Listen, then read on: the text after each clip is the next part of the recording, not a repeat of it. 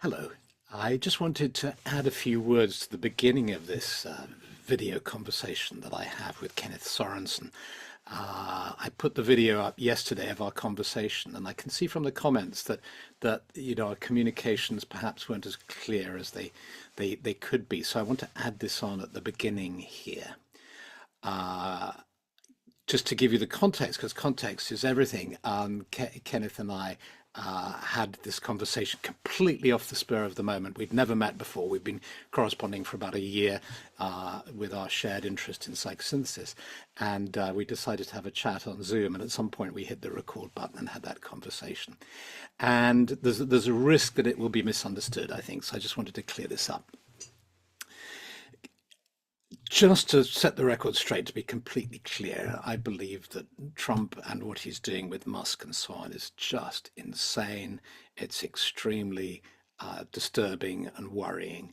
And we talk about this, we talk about these weird salutes that Musk and Bannon have made and so on. So that goes without saying. And I've always avoided talking about politics online because there's enough of it and everybody's shooting off their own opinions, and we've got lots to absorb, and there's the real risk of overwhelm and the risk of misunderstanding and the risk of upset, and I want to stay focused on the spiritual life and on psychology. That's my interest and theme. However, I just want to make it absolutely clear how I feel in this instance.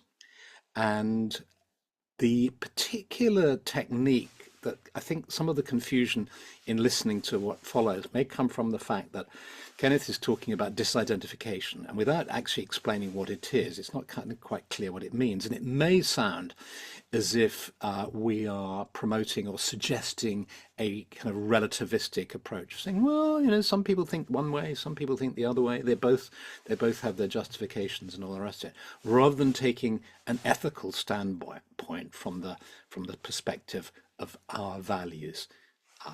And so what I want to explain is disidentification. It's a particular technique that Roberto Assagioli, an Italian psychiatrist who developed psychosynthesis, which is a kind of transpersonal psychology, he developed it as a core exercise, and it involves becoming aware of one's physical sensations, tuning in, really opening to them, allowing them, feeling them, and then saying, okay, I'm having this experience, but there's more. I am more than just this body. And in fact, at my heart, in my essence, I'm actually not this body. I'm a soul, I'm a spiritual being.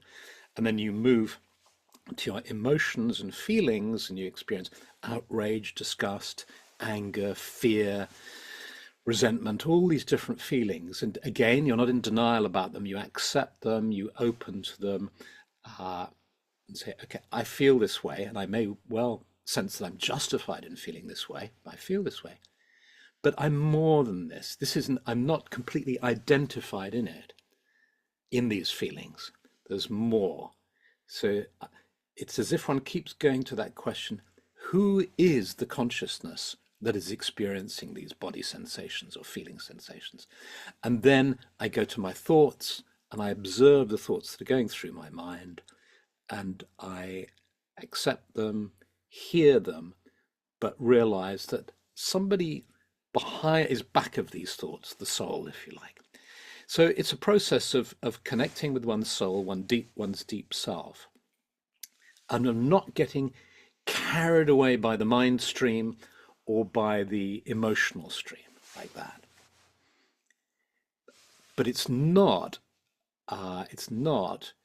a way of being in denial about these things. I think that's the risk possibly in listening to the conversation that you might think. It's not about being in denial, it's about it being open to all these things. And then from that, one has the possibility to engage in more rational discourse and to really consider questions. So as somebody said in the YouTube comments, it's about cooling down. The world is overheating at an environmental level.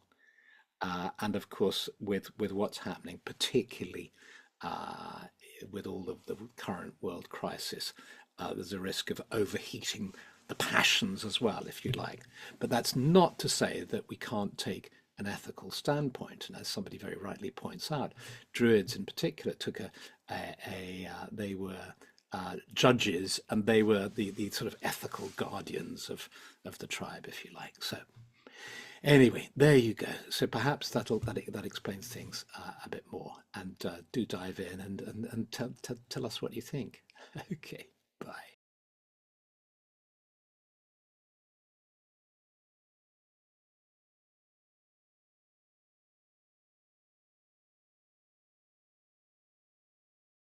Hi, Philip.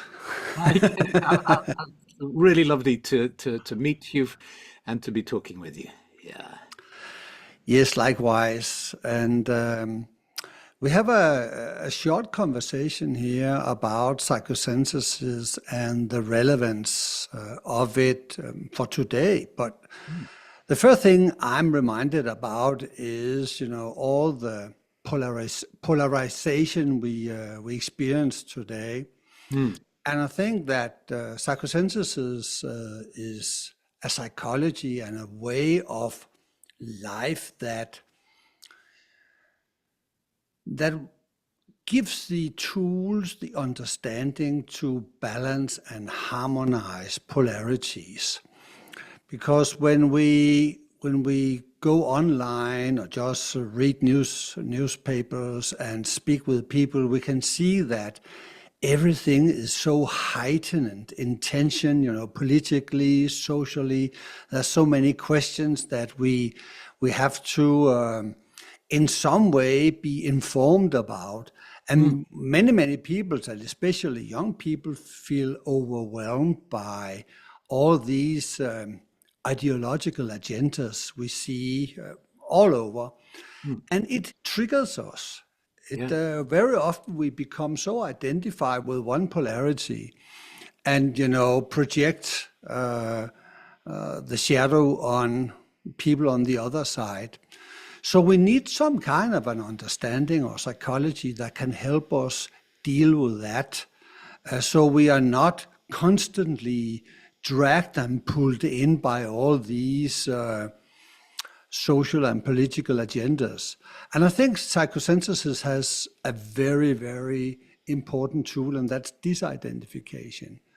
And disidentification is, I have a value and a principle in my own life, and that is that I I try to go for the synthesis and not being pulled into a polarity, because I know that a polarity is never the whole truth.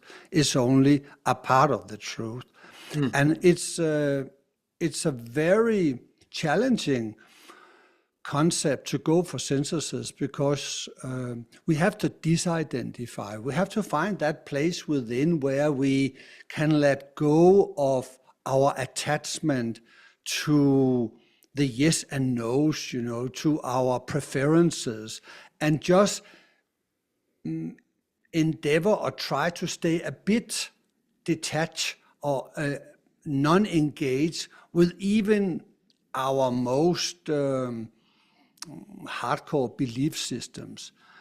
And psychosynthesis put that into the very center, being able to disidentify from our belief systems and our emotions and all the impacts that are going around. And from that more neutral state, we can try gather information from all the opposing sides and find a vision that to some extent combines the two polarities.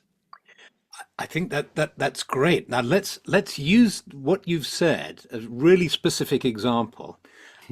Because of the time we're talking in the time in February 2025, Yeah. where it seems like psychosynthesis is a psychology of the will, and it seems like strong will Yeah. is being used in this rather troubling way as power over.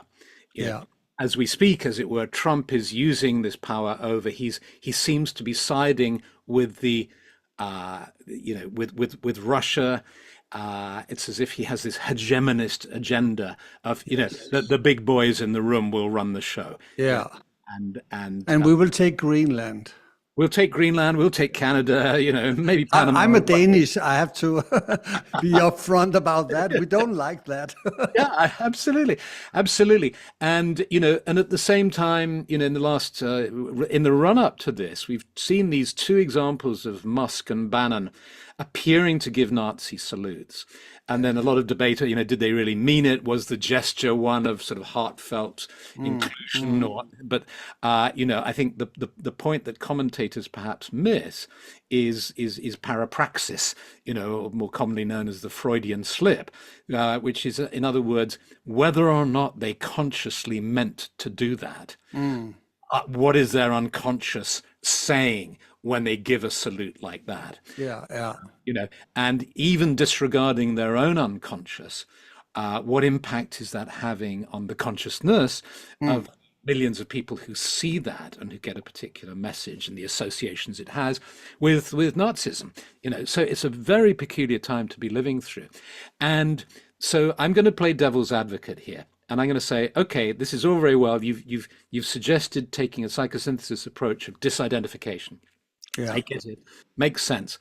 But how can I not oppose and stand up for the very opposite of this bully boy tactics that seem to be this risk that America is going into this nightmare scenario of becoming a fascist state? And there was a very interesting article in The Guardian a few days ago talking about how we're all in Europe kind of in a freeze response at the moment. There's this phenomenon in psychology called the bystander effect. Yeah. You end up doing nothing because, you see somebody being stabbed in the street and you're so shocked, you freeze. And you also expect other people to deal with it as well, because, there are hundreds of you looking at it. So you have this funny bystander effect. And should we not, rather than here's the devil's advocate, is not disidentifying from it, kind of avoiding going into some kind of denial and avoiding taking on board the awful nature of what's actually unfolding in front of us historically?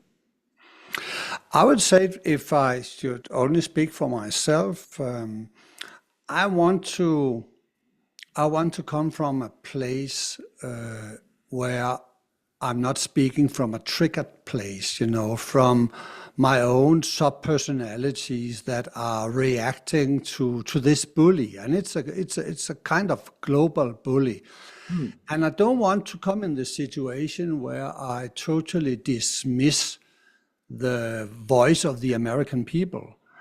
Because they actually elected this guy, and not as a mistake, because they really know who he was. We have had 4 years before. So in some way you can say it's a conscious choice. So my initial reactions to it is of course also freeze and becoming a bit anxious about the way he performed his will and his power and all the people he has surrounded himself with. But I think to really be truthful to my own value system, then it's important. I think we can definitely fight something, but fight from a more, you could say, a more rational or enlightened perspective, where we also try to have some kind of an understanding of what is it that people like about Trump, because there is actually millions and millions of people, African American men and also women that Well, even though, yes, even despite how he's behaved. Yeah. So there must be something good that he's doing in the eyes of his voters. And I think including that, including the needs from all these men and women that has actually put him into power is very important for me to do that. To understand, isn't it a question of this projection onto him of the protective father? He's Big Daddy who's going to save us. You know, the way his election message was very simple, really. He said, I'll bring prices down. As Yes. soon as he's elected, he said, well, they may go up, but it takes a while and so on. But Daddy will save us. He's got the answers. He's confident. He's strong. Absolutely, but there's also concrete. There's a concrete, the problem with the borders. Nobody in Denmark or the Scandinavian countries today would allow open borders. And I think we have 2015, and it was a shock, to see millions of people pouring in. And it's very important to see that immigrants will more affect working class people because they are competing for the same jobs. So they are more a threat to, you could see, the average Joe out there. All over Europe as well as America as well. Yeah, the elites are not that affected by it. The elites will just, lower the price for work and get cheap labor. Yeah. But the working class men and women will be affected by that. So I think that's also playing into it, that they and I come from a working class background, so I in some way, I have instinctively an understanding for these issues. I lived in poor neighborhoods in my upbringing, and also when I went to Copenhagen. So I have some kind of an instinctual feel. So I have worked with this. I've tried to take the position of the American voter and see what is it that they perceive as a threat, and why. And in some way you can say that it is a return of the patriarchy. Yeah. The liberal agenda has in some way, pushed men and masculinity out in the fringes in some way, and now we see some kind of a backlash. People like Mark Zuckerberg saying something about how he's a good example. Masculinity or bust masculinity. So there are these. I suppose what is difficult to experience is the way all this is operating on a level of fear, threat, protection. I will protect you. I'll push him out of the way. Yes. It's all operating at this pretty primitive, if you want to put it that way, level on a sort of in an evolutionary sense. I have done a lot of work to look at my own subpersonalities and the subpersonalities that were triggered, especially with Greenland, to have someone come in. And of course, if Greenland wants to become part of USA, then it's up for the Greenlanders, But there is many hundred of years of connection between the Danes and the Inuits. So we don't take it lightly when a big bully comes from the outside and say we will just take it over. But it's important when we really have to go into a fight, then we have to understand what is triggering us. And that's where psychosynthesis is helpful, because we can, by establishing ourselves as an observer within and trying to be in conversation and in dialogue with these different inner voices that it can be fear, it can be anger, it can be so many different voices. And I think this is the first preparatory work we have to do before we can actually create an agenda for ourselves of how we want to protect our own interest.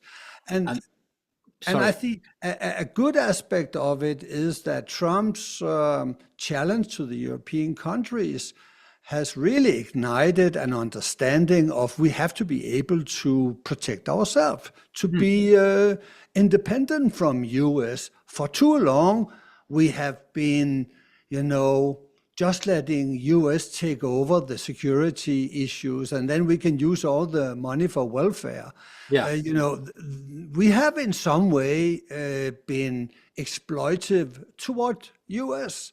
Yeah. in that area. I think it's interesting, isn't it? How, I mean, I'm a kind of optimist by nature, and so I always try to tell myself that despite how bad things seem, Mm, there is some good that's coming out of it, and that indeed, as you say, may be something good that is coming out of it. And what I hear you saying is that that work of psychosynthesis and other paths as well, but we're talking about psychosynthesis here, of developing more self-knowledge so that rather than seeing a problem as only external, mm. that we see what resonances does it have with us, what does Trump trigger in us, what does this situation trigger in us, and how can we work so that we're as clear as possible, so that we can then engage with the person. I mean, I thought it was very interesting seeing yesterday Macron dealing with Trump. It was Yes, yes, extremely skillful the way that yes, little moment where Trump tells one of his lies, and yes, Macron just touches his wrist and yes, says, "I just need to correct you there," in a charming, warm way, which Trump receives. yeah, Uh, and that's what we need. It's like Macron is obviously confident enough in himself and has thought it through enough to be able to, and is sort of socially skilled enough, I suppose, yeah, to yeah, be able to do that. Because of one of the things that Trump does, of course, what you see in him is you see the tyrant subpersonality, yeah, narcissistic tyrant type.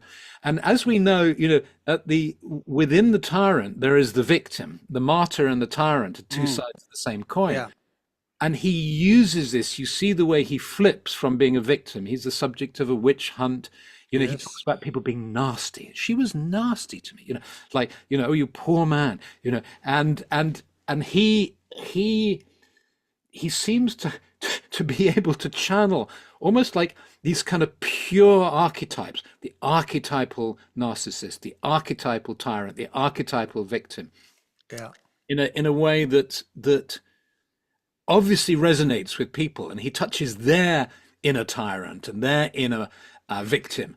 Yeah, and that's my point. If we don't understand why people want that, Mm, then we miss the point, and then they will vote for him again and again and again. So we have to. That's my main point here, and that's what psychosynthesis is teaching me to have an understanding for the polarity I'm not that in connection with, and in this situation, it is the working class, the men, and all the voters that gave him the majority in all three branches, mm, and and we have to have an understanding of the needs of these people mm, in order to have a different outcome at the next election.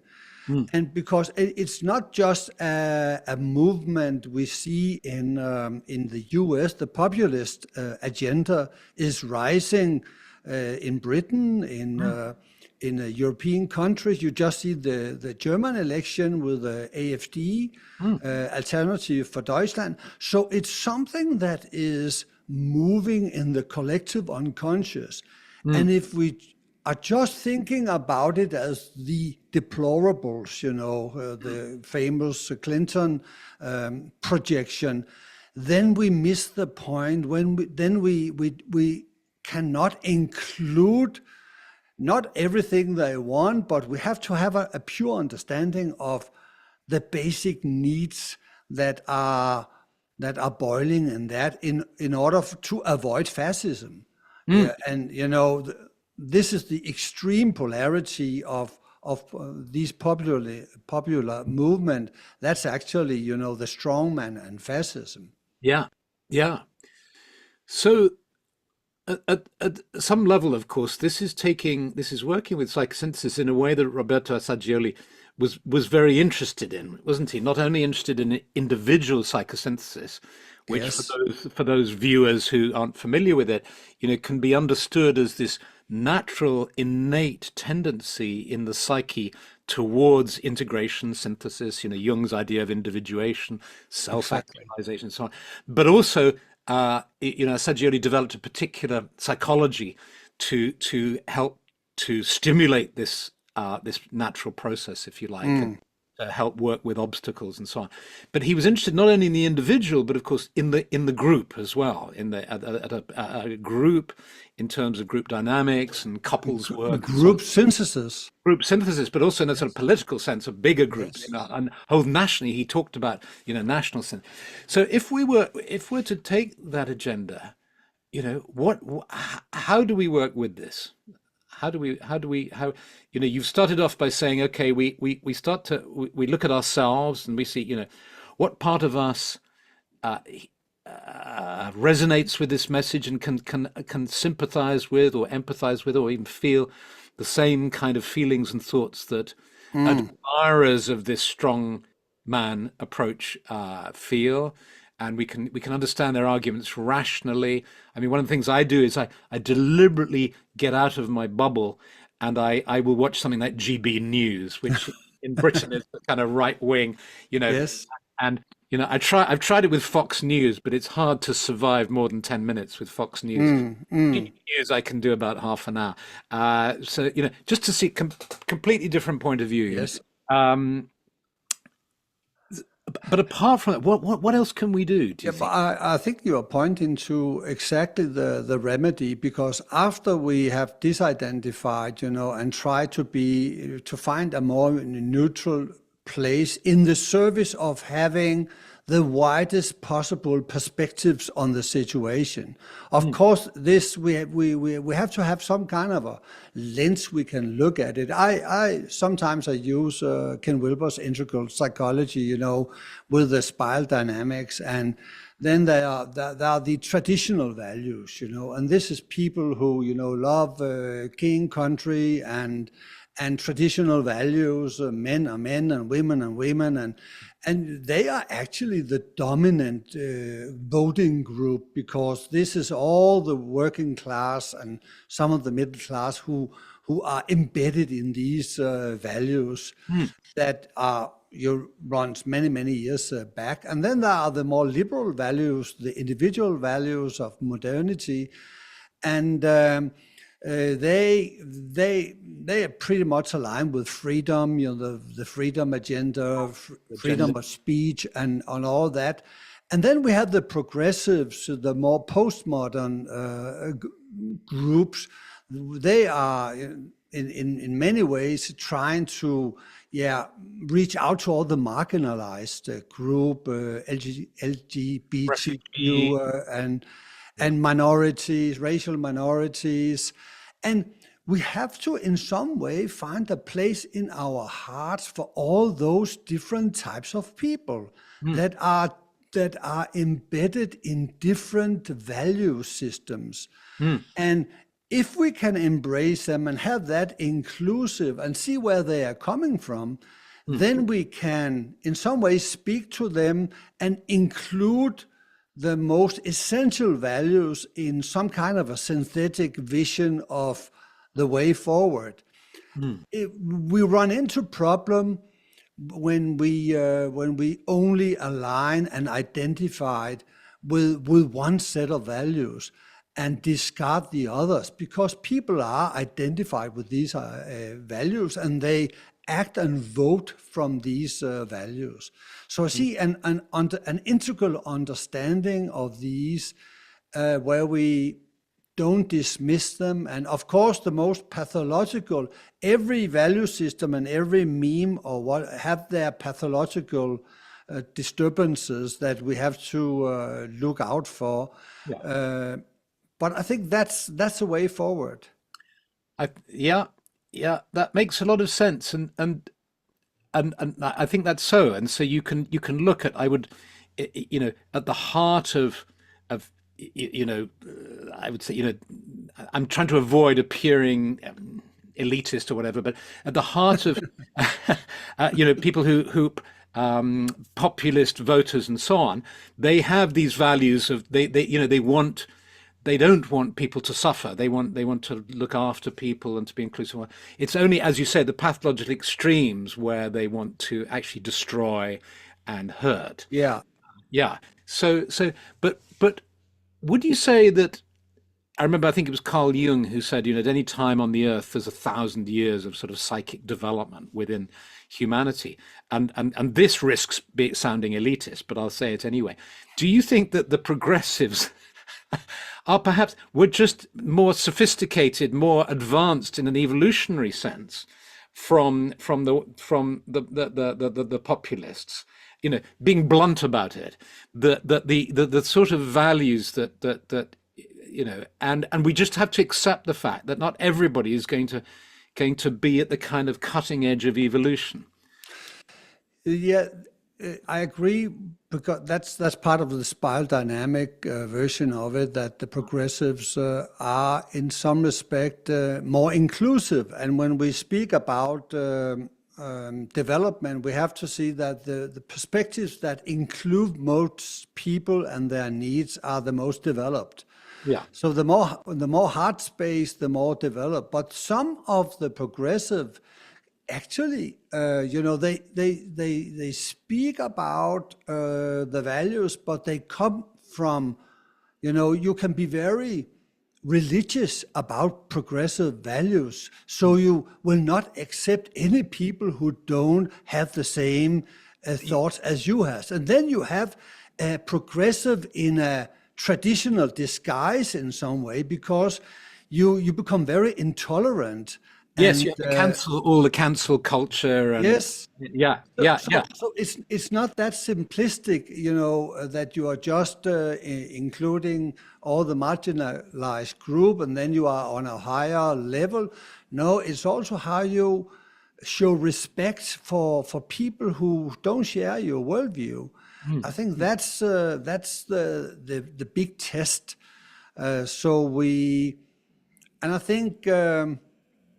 And we can have a traditional people who are generally very good people and want to help their neighbor, and so I think it's more complex than that. Than simply some kind of hierarchy of spiritual evolution, and that the more evolved you become, the more progressive you become, the less evolved, the more traditional you are. It's not as simple as that. No, it's not as simple as that. I like there are arguments for both, but I like to just see them more in a horizontal band. Uh-huh. Okay. Uh, and then, the I is above it. The disidentified I, you can step out of these values, or you can try to, Yeah. and then you can see, okay, I have a sub-personality that has bias against certain people, because that's part of the ethnocentric level in you. We come from a tribal past, all of us, Mm. and part of that tribalism in us is about protecting our tribe. We know that many of the tribes in the US were wiped out by diseases from the invading Europeans. Mm. So these instinctive, self-protective energies have a place in nature.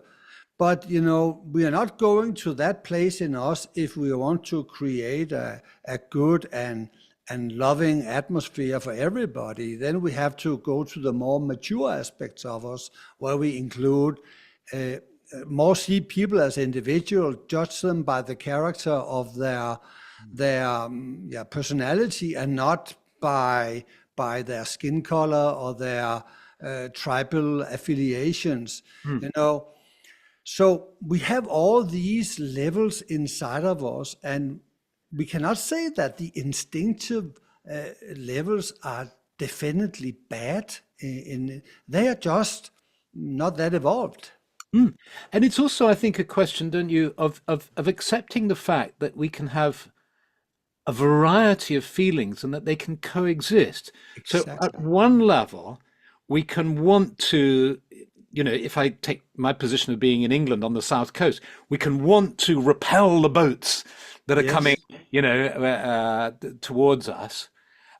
But at another level, completely embrace refugees and accept that life incredibly difficult for them, and welcome them to my country, but also accepting the fact that there's another part of me that wants to say, no, that's enough, stay back, Yes. and I think we tend to think that we can only have one feeling. I either like you or I don't like you. I Yes. either hate something or love something. But actually, you can feel both things about somebody Yes. at the same time.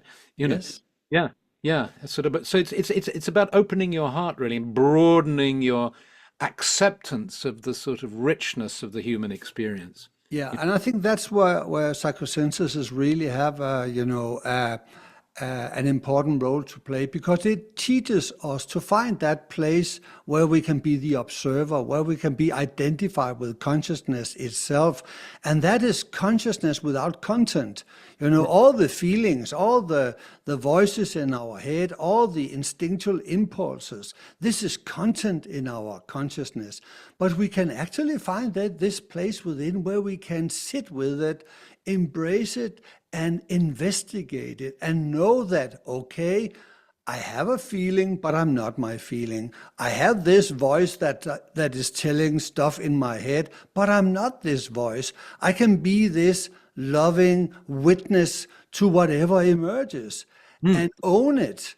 And then from that point of view, we can decide what voice and impulse in us are we going with in a particular situation. We can then use our will in a good Exactly. way, in a skillful way, and so on. Yeah. Exactly, and I think that's a really good point, maybe for us to close with, because Yeah. it's very specific and concrete. If I can just tease it out a bit, and it goes like this: that one of the big problems I think that faces us when we see what's happening in the world is that feeling of disempowerment and overwhelm and anxiety. Yeah. And quite a common reaction I find amongst people is to say, I don't watch the news. I'm just not, I can't take it anymore. I'm not watching the news. I'm not listening. Um, and so there's this feeling of denial, or, the ostrich with their head in the sand and all the rest of it. And then other people will say that however much I want to do that, I have to, keep my eyes open and see what's going on, even though it upsets me. But what psychosynthesis is offering is really saying, look, you don't, if you do this work of disidentification, which, for those of you who aren't familiar with this, that there are a number of exercises and so on within psychosynthesis where you basically get to know your feelings and your thoughts, and you accept them, and you also find a place within you, the I, the still center, which is the point where you can, the point of the soul in the final analysis, but also the personality, the still center, if you like, and then the personality built around it. um, and that this is a place where not only you can find kind of spiritual nourishment and calm and stillness, but you can then contact, as you said, Kenneth, being um, contentless. This idea that there's nothing there, Mm. and rather than that being scary, it's beautiful. But there's no thing there, and so from that place you can then feel aligned with your soul, and then you can choose to act in the world in the most appropriate way, and so on. So it's Yes. actually empowering. So it gives you the benefit of the ostrich, in as much as you take a step back, so you don't Yeah. have to be overwhelmed. It deals with the overwhelm problem by allowing you just to take this distance. Uh, but also you're not in denial. You're actually more fully present to the situation, actually, ironically. Informed. You're informed, you're aware, but you're not overwhelmed, Mm. because you've identified with your true center, which is somehow beyond this. Exactly. Yeah, yeah. So that gives us a very kind of specific work to do that can be of value to us for our own mental health and physical health, but also perhaps in inviting us to relate to the world and act in the world in a positive way. Mm. I agree fully. Yeah, Well, thank you so much. We started this conversation with just let's see where we go, and we went straight to this topic, which was so interesting. Um, I very much look forward to talking to you again, Kenneth. And Yes.